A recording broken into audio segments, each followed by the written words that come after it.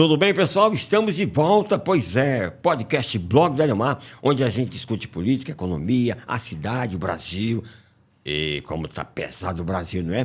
Temos um convidado hoje, ele já foi deputado federal e também trabalha na área de cartórios. Enfim, ele é do PSB, mas o André Capiberibe dá detalhes pra gente. Tudo bem, André? Tudo em paz, Eliomar, tudo em paz. Tem 45 anos o nosso convidado, ex-deputado federal Denis Bezerra. Advogado, é ligado aos cartórios, não é isso? E tem uma grande força, inclusive, nacional, e pertence, como você bem disse, ao quadro do PSB. E o PSB está animado o negócio no partido. Ele também é o presidente do Sindicato dos Cartórios no estado do Ceará, não é isso? E secretário de Relações Federativas do governo do estado do Ceará. Pois é. São várias atribuições, mas eu vou começar com a primeira. Como é que está hoje o clima da Secretaria de Assuntos Federativos em Brasília, dentro desse contexto onde o Elmano está tentando recuperar a economia que foi em cima do tarifaço do Trump? O Trump foi em cima do Brasil, não é isso? Bom, primeiro eu quero agradecer aqui a vocês por estarem nos recebendo, né, no programa aí do podcast do blog do Eliomar. Você também, André, está aqui conosco. Prazer estar aqui, sempre à disposição, né, que a gente possa trocar um pouco de informações a respeito de tudo que vem acontecendo no nosso país e principalmente, em especial, no nosso Ceará, né? Bom, o governador Elmano tem aí, através da sua atuação, e nós temos procurado ajudar no tocante à Secretaria de Assuntos Federativos, de minimizar os impactos do tarifaço, né, ao nosso Ceará. Nosso Ceará, a gente sabe que mais de 52% do que é produzido no estado do Ceará tem como destino os Estados Unidos da América, né? Então, boa parte desses produtos que aqui eram feitos, produzidos, iam para lá. Isso causaria um impacto gigantesco na nossa economia, né? Toda a cadeia produtiva, do mais simples até mesmo aquilo que é produzido lá no Pecém, na siderúrgica, que sai já pelo porto do Pecém como escoamento da mercadoria. E tivemos com o vice-presidente da República, Geraldo Alckmin, como ministro, né, do Desenvolvimento Econômico, Indústria, Comércio e Serviço. Conversamos, traçamos algumas estratégias, sempre em comum diálogo e procurando sempre a pacificação dessa intenção de taxar o Brasil. Quando nós estivemos reunidos com o vice-presidente, ainda não estava, tudo ainda tratava de uma hipótese, né? Nós não sabíamos efetivamente o que seria taxado, se seriam todos os produtos, se não seriam todos os produtos, se a taxação ela viria da data do embarque ou da data da chegada no país de destino. Então, tudo isso ainda estava muito incerto e o vice-presidente da República estava ainda conduzindo um canal de negociação com autoridades, né, americanas para tentar mitigar os efeitos da taxação em cima do Brasil. Fato é que quando saiu a ordem executiva, né, lá do presidente da República americano, do Trump, essa lista veio, essa taxação veio com uma lista de quase 700 produtos que foram tirados, né, dessa taxação excessiva, que, para falar a verdade, não existe em local nenhum do mundo, né? Então, uma coisa coordenada, né, um ataque direto à nossa soberania, à nossa democracia. Acho que ainda foi ruim, muito ruim, justificar como algo que, por conta da investigação, do processo que está em curso no Supremo Tribunal Federal contra o ex-presidente Jair Bolsonaro, e, pior ainda, tendo um deputado federal eleito pelo povo brasileiro, né, trabalhando deliberadamente nos Estados Unidos para haver esse tipo de taxação, né, seja por taxar a nossa economia, causando um grave prejuízo para o nosso país, como também tentar intervir em um poder independente da nossa democracia, que seria o Poder Judiciário, o Supremo Tribunal Federal, que vem conduzindo esse processo investigatório, né, contra aqueles atos, contra a tentativa de golpe, contra os atos do 8 de janeiro de 2023. Então, muita coisa. O fato é que a relação de quase 700 produtos amenizou um pouco a situação, mas mesmo assim alguns setores muito importantes da nossa economia ainda continuam sendo afetados, como, por exemplo, o setor de pescados, né? 51% do que é pescado no Ceará tem como destino direto o mercado americano. E aí, assim, as pessoas às vezes podem pensar, mas vende para os Estados Unidos, agora vamos vender para a Europa, vamos vender para o Japão, ou vamos vender para qualquer outro país. Tem burocracia, né? Não é assim, né? Não é só virar a chave e trocar de país. Tem toda uma negociação, tem toda uma série de regras que devem ser seguidas. E ainda mais grave, a questão das rotas, né? A rota de navio, a rota de transporte logístico, seja de navio ou seja da aeronáutica, que não é assim, não é a gente querer fazer que vai acontecer, né? Mas o que importa é que o governador Elmano anunciou antes de ontem, se não me falha a memória, né, algumas medidas para poder minimizar esses efeitos para os nossos para a nossa cadeia produtiva, né?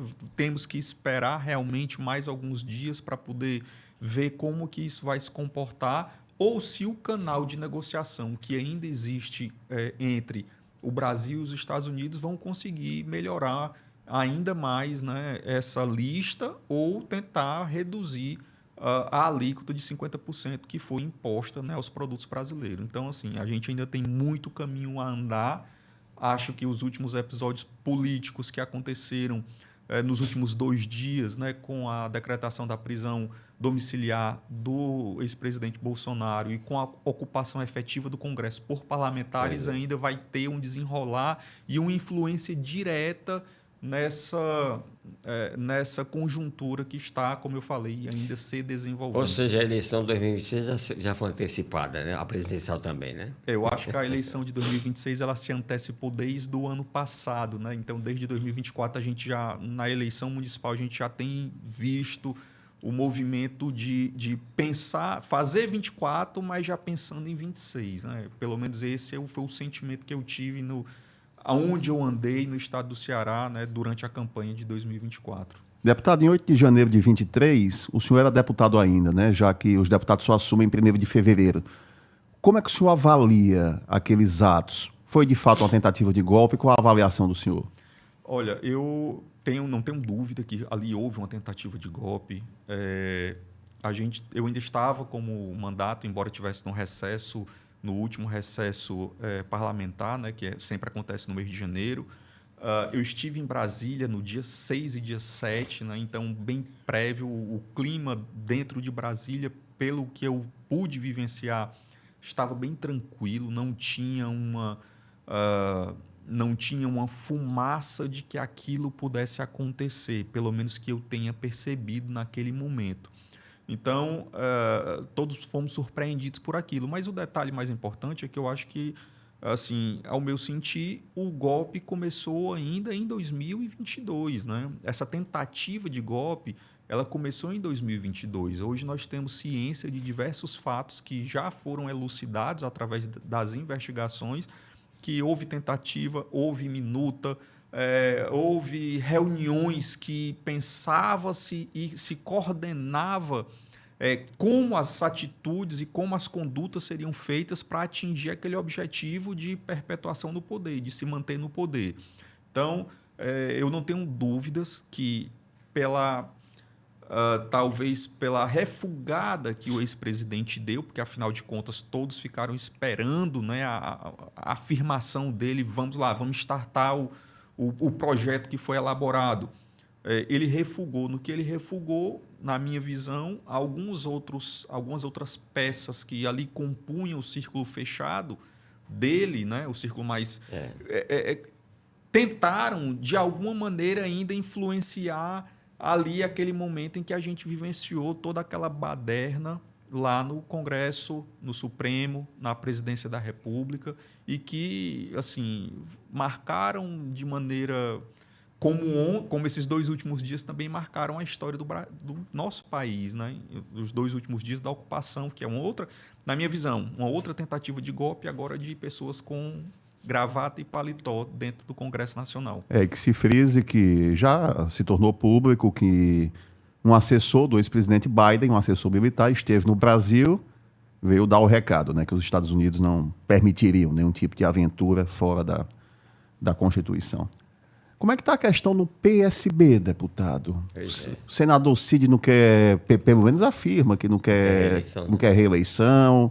O governador, o ministro Camilo, o governador Eumano já fizeram apelos públicos, o doutor Eudoro também. Como é que está essa questão? Bom, o PSB, eu tive a honra de ser presidente do PSB durante o período em que eu estive como deputado, né? Tivemos uma experiência em 2020 que foi muito exitosa em termos partidários, porque nós passamos de não ter nenhum prefeito eleito, ou melhor, ter uma prefeita eleita para 8 prefeitos. Isso eu estou falando de 2016 para 2020, né? Quando eu assumi a presidência do partido em julho de 2019, já na missão de preparar o partido para 2020. Então, a gente conseguiu, naquela época, eleger 8 prefeitos, 20 vice-prefeitos, 176 vereadores em todo o estado. Então, a gente saiu de 50 vereadores para 170. Saímos de um prefeito para 8 e saímos de 4 vice-prefeitos para 20. Então, foi um crescimento bastante expressivo e, proporcionalmente falando, naquela época foi um dos maiores do país. Em 2022, nós fomos para a reeleição. Infelizmente, faltaram 6.600 votos para poder ser reconduzido, né? Eu saí de 106 mil e fui para 119 mil votos, mas mesmo assim faltou 6.600 votos aproximadamente para a gente manter a cadeira na Câmara. Faz parte do jogo da política e principalmente do sistema proporcional em que a gente se encontra, né, nas regras do sistema proporcional. E em 2024, o partido, com a chegada do senador Cid, né, teve um crescimento absurdo, né, absurdo, e isso muito bom, porque fortaleceu a sigla dentro do estado do Ceará, com a sua liderança, né, primeiro com a chegada dele, uma figura emblemática e de uma capacidade estratégica e de visão política que talvez a gente consiga enxergar o que ele enxerga em 10 segundos, em 10 anos. Mas, assim, crescemos demais. O partido hoje do Ceará é o segundo maior do Brasil, perdendo para a Paraíba por uma prefeitura. E lá o detalhe é porque o governador é do PSB e aqui o governador é do PT, mas é um governo alinhado e trabalhando em conjunto. E o senador Cid, né, tem aí feito algumas declarações de que, entrando na pergunta, de que ele pensa em não ser candidato, etc. e tal, mas eu acredito que a permanência dele, isso aqui é uma opinião minha, tá?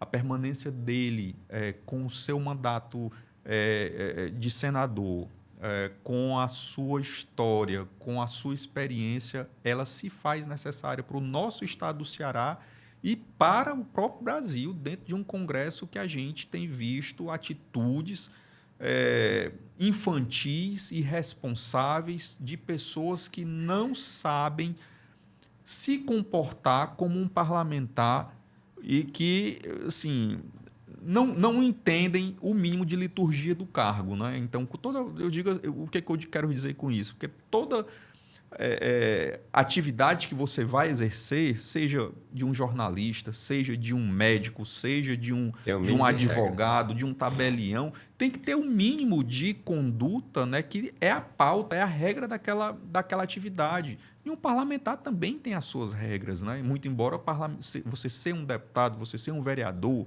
você ser um prefeito, não é uma profissão. Você está ali de passagem, né?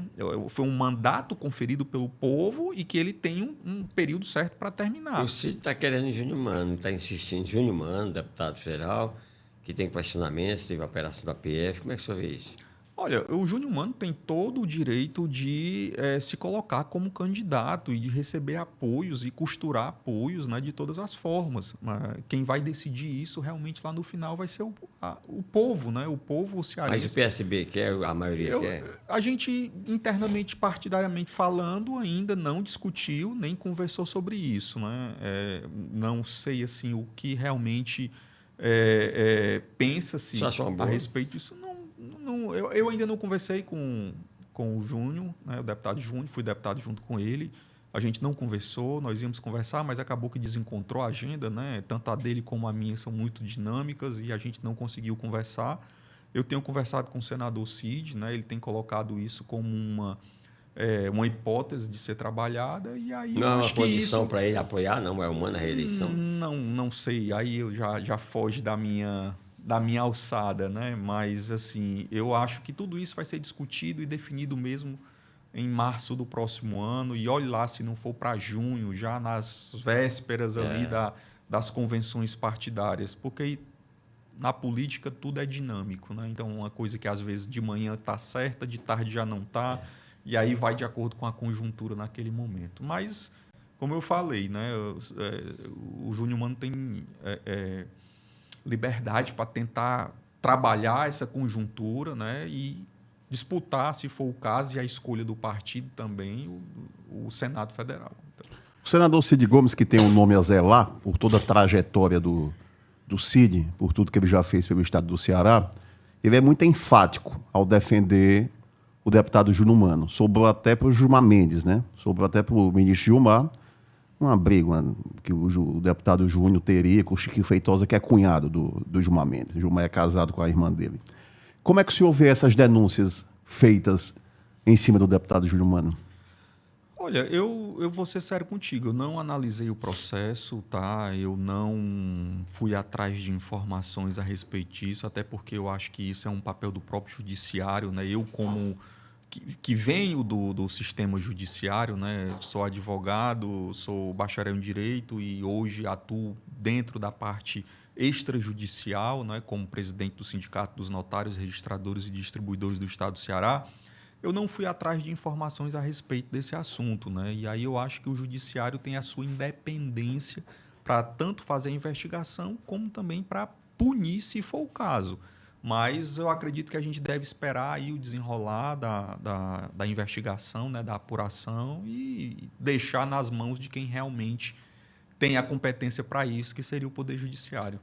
Deputado, o senhor, falando na questão dos notários, o senhor é uma grande liderança, não só estadual, mas nacional, quando se fala em notários. Existe uma hipocrisia no Brasil do lobby não ser permitido, como é legalizado em outros países? Olha, eu acho que o lobby ele existe no nosso país, todos nós sabemos disso. Ele realmente não existe uma regulamentação da profissão, né? Por que não existe? Eu não sei te responder. Mas eu acho que, na minha opinião, mais uma vez, né, eu acho que todas essas tentativas, esse trabalho de conversa, de tentar atuar, é o que o parlamento já faz, né? Hoje mesmo, você pega a notícia aí de jornal, seja qual for, para ontem iniciasse a sessão do Congresso, da Câmara dos Deputados, precisou-se de uma negociação. A negociação ela faz parte do processo político. Então, eu acho que seria muito mais correto para o nosso país se houvesse a regulamentação da profissão aí do lobista, né? Como existe na maior democracia do mundo, que é os Estados Unidos. Lá existe a regulamentação, existe o cara que faz, e você deixa bem claro as regras de que maneira ele pode atuar, que não pode estar atuando em dois lados ao mesmo tempo, que não pode haver conflitos e tal, e tal, e tal. Então, assim, eu acho, de certa forma, como lhe respondendo agora com todas as letras, uma certa hipocrisia, sim, não haver essa regulamentação no nosso país, né? Deputado, o governo humano está indo bem, segundo pesquisas internas, pelo menos é que fala a assessoria do governador, mas essa questão da economia, desse cenário aí, dessa briga Trump e Lula, isso não pode chegar e gerar um problema para o humano ano que vem, não? O governador, nesses 2 anos e meio, né, aí de governo, ele tem sido muito assertivo na sua conduta, né, na forma que ele tem procurado dar continuidade, né, aos governos que o antecederam, do Cid, que começou toda essa transformação lá atrás, do ministro Camilo, que também continuou, né, aquele ciclo virtuoso de desenvolvimento, e com a governadora Isolda. O governador Elmano tem buscado fazer isso, tem procurado universalizar a questão da educação em tempo integral. Então, existe uma meta de, até o final do seu governo, a gente conseguir universalizar esse sistema de ensino de tempo integral e diversas outras condutas. Claro, como todo governo, tem os seus desafios, né? Então, se não fosse assim, era só o mar de rosas. Mas eu acredito que ele está no caminho certo. tem procurado o Estado, muito se fala, e o Estado pegou empréstimo, não sei o quê, porque está endividado. Não é bem assim, né? Vamos analisar a frieza dos números, vamos analisar e entender por que foi feito isso. Foi por uma economia matemática. Né? O governo recente, agora que a oposição... Recente, assim, ano passado, que a oposição criticou bastante a votação de uma autorização para pegar um empréstimo, mas era para quitar um empréstimo anterior que só na operação economizou 42 milhões para o nosso Estado. Será que é ou não é justificável? São 42 milhões que poderão ser investidos em diversas outras ações do governo, seja para construir escola, seja para construir areninha, seja para construir ou para dar suporte à saúde do nosso Estado, para construir o hospital da UES, que teve uma grande parcela daquele hospital que foi feito através das emendas parlamentares, que, inclusive, quando eu estava com parlamentar, eu também coloquei recurso lá, entendeu? Então, assim, são coisas que são justificáveis e tudo que o governador tem procurado fazer, ele tem procurado fazer de maneira que atinja os seus compromissos de campanha, que ele consiga entregar ao povo cearense algo que realmente faça a diferença. Então, eu acredito que o governador está no caminho certo.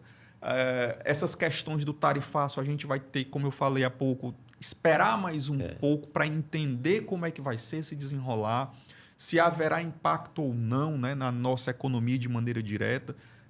Como eu falei também, a tentativa, as medidas que o próprio governo do Estado do Ceará anunciou foi já no sentido de mitigar esses efeitos, né, principalmente a questão de uma das expectativas diretas que tinha era um aumento no número de desemprego, o que a gente vem aí numa crescente de geração de emprego formal, né? Então, há uma expectativa disso. As medidas que o governador tomou são justamente já para tentar anular esse efeito imediato. Né? Então, mas o cenário é um prato cheio para a oposição hoje, que está, inclusive, com ex-companheiros do senhor, né, o deputado? Como é que o senhor vê isso aí? Que, inclusive, eu vou até dizer que foi causado por eles, né? Pela atuação de um parlamentar que está lá nos Estados Unidos recebendo o dinheiro do povo brasileiro, sendo pago pelo Congresso para estar lá trabalhando contra a gente. Então, para mim, esse cidadão aí, ele já deveria ter sido até cassado, o mandato dele. Porque isso é injustificável e é um crime de, pelo menos, no mínimo, de lesa pátria. E aqui no Ceará, a oposição que está com o Roberto Cláudio e companhia? Olha, não, assim, a minha relação com o Cláudio, que eu acho que você está se referindo, ela é uma relação de amizade, né? Amizade que eu sei distinguir a política da amizade pessoal, e ele também sabe fazer essa distinção. A nossa relação também, enquanto profissionais do ramo do direito, na parte extrajudicial. Eu sou o presidente do Sindicato dos Cartórios e ele é o presidente da ANOREG, que é a Associação dos Notários. Pinho, né? O Cláudio deputado Pinho. que dá oposição hoje. Isso, exatamente. E aí ele tem a visão dele política em relação a tudo isso que nós estamos vivendo e eu tenho a minha. E isso não impede que nós tenhamos uma relação de amizade, né, fora da política, e que procuremos sempre o bem comum da categoria que a gente representa. Mas, politicamente, realmente, a visão dele ela não coaduna com a minha. Né? Eu volto na pergunta. Roberto Cláudio, como é que o senhor vê na oposição como bolsonarista hoje? Sinceramente, eu fico um pouco triste em relação a esse posicionamento, né, de pessoas que sempre militaram no campo da centro-esquerda e, de repente, se veem numa guinada, né, numa mudança de trajetória. Então, eu fico assim triste com esse tipo de situação e esse tipo de mudança de comportamento. É o que eu posso falar. O senhor é pré-candidato a deputado federal? Eu estou como pré-candidato, né? Vamos ver aí como é que vai ser próximo ano, se a gente consegue, dentro do partido, essa vaguinha para disputar a eleição. Que é outra maluquice que tem no Brasil, né? Tem que usar esse termo pré. O senhor não pode dizer que é candidato, senão pode até ter que responder judicialmente. Exatamente. E talvez até nem sendo candidato, né?